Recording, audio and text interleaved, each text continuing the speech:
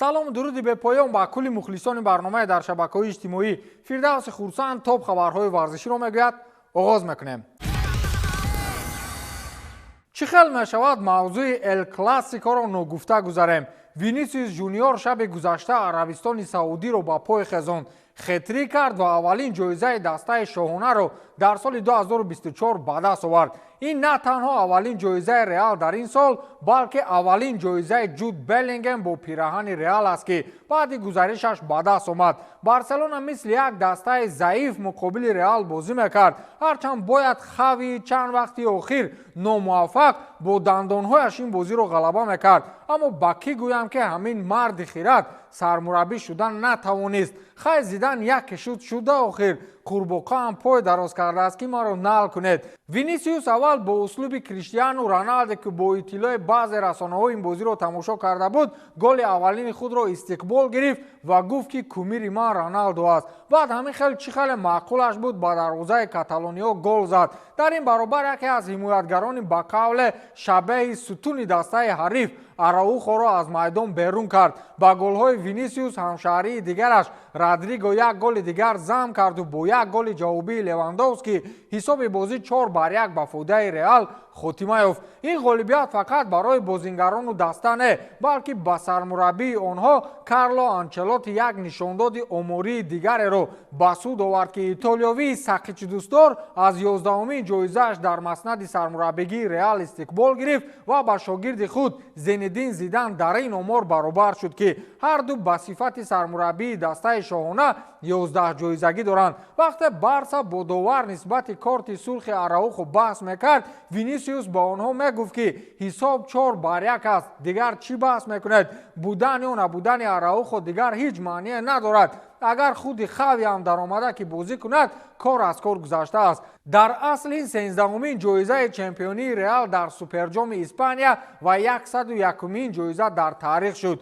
رئال واقعا دسته است که مخلصان خود را نمیگذارد غمگین باشند. دلم با آنها میسوزد که دستهشان یک عمر مجبور میکند که سرخم باشند، مثل دسته من. از جانب دسته بارسلونا یگانه نشان داده که با آمار گرفته شد این دستاورد یگانه روبرت لواندوفسکی با گل به ثمر رسانیده‌اش در بازی میباشد. حمله‌گر دسته بارسلونا روبرت لواندوفسکی در بازی نهایی سوپرجام اسپانیا بر ضد رئال مادرید گل زد و این گل در سن 35 سالگی و 146 روزگی فوتبال باز زده شد که طبق اطلاعات اخیر با این گل او کهن‌سال‌ترین گلزننده ال کلاسیکو دانسته شد. یعنی در چنین سن و سال در ال کلاسیکو در تاریخ فوتبال کسی گل به ثمر نرسانیده است. با گفته میستر چیپ الکسیس لواندوفسکی کهن‌سال‌ترین گلزن کاتالونیا در تمام تاریخ ال کلاسیکو گردید. باری آخر یک بازیگر چنین سن سال که در بازی‌های بین بارسلونا و رئال مادرید گل زده است نیم حمایتگر مادریدی فرانسیسکو خنتو میباشد که او 14 سپتامبر سال 1969 عیناً در سن و سال از 35 بالا در ال کلاسیکو گل به ثمر رسانیده است. فلورنتینو پرز در نهایت رکورد نامدارترین رئیس رئال مادرید سانتیاگو برنابئو را در یک نشانداد شکست و اولین پرزیدنت باشگاه شاهانه در تاریخ گردید که از همه زیاد جایزه به دست آورده است. رئال مادرید با رهبری فلورنتینو پرز 33مین جایزه خود را به دست آورد. همین طریق پس از به دست آوردن این جایزه از سانتیاگو برنابئو که 32 جایزه داشت پیش گذشت و سرجایزه ترین پرزیدنت رئال مادرید شد. دوره‌های طلایی پرزیدنت مذکور با زمانهای فعالیت کریستیانو رونالدو همچون نشانزن و سرمربیگی زینedین زیدان راست می‌آید که در یک مرحله یک باره 11 جام‌های چمپیونی را به دست آورده بودند.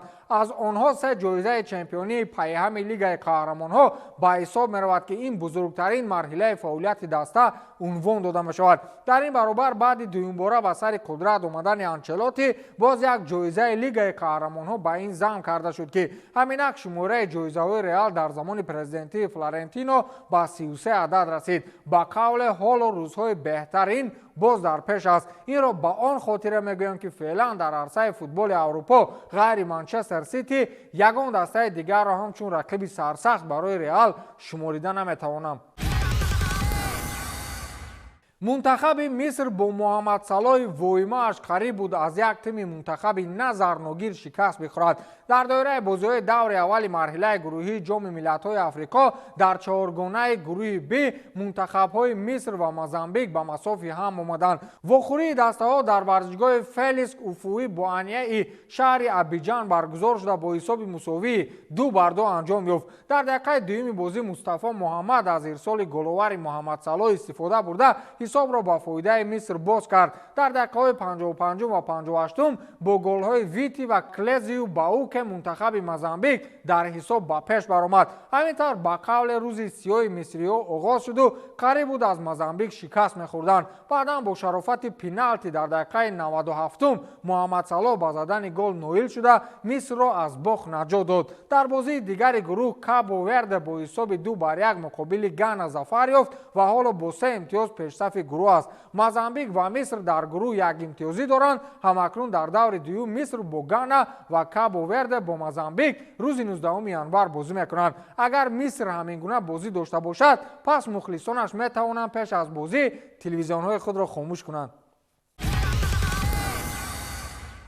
як қиссаи муфассал аз фаъолияти футболбози дастаи Ал-Иттиҳод Карим Бензема ки феълан муносибаташ бо роҳбарияти дастаи Ал-Иттиҳод ва мухлисони ин даста он қадар хуб нест.